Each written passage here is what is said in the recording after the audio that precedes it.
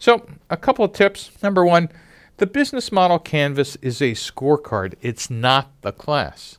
The lectures are not the class. We're not asking you as facilitators or mentors to lecture in the class, but to do short summaries just to make sure everybody's up to speed and ask probing questions to spur conversation.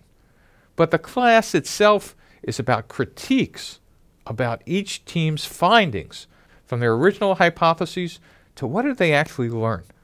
One of the things we do to make the teams feel great is when someone actually gets physically thrown out of a customer. Just to remind students that some of the most aggressive teams actually spending their time trying to get customer data, sometimes have known to get thrown out of buildings because they've been so aggressive, or threatened with arrest because they shouldn't be where they are.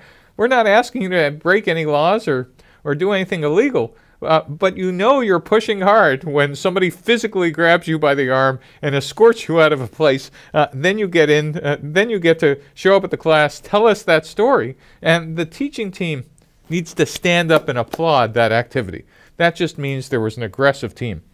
Just to remind them, we do not provide bail or political asylum, depending on your country, but being passive is not the way to actually proceed with this class.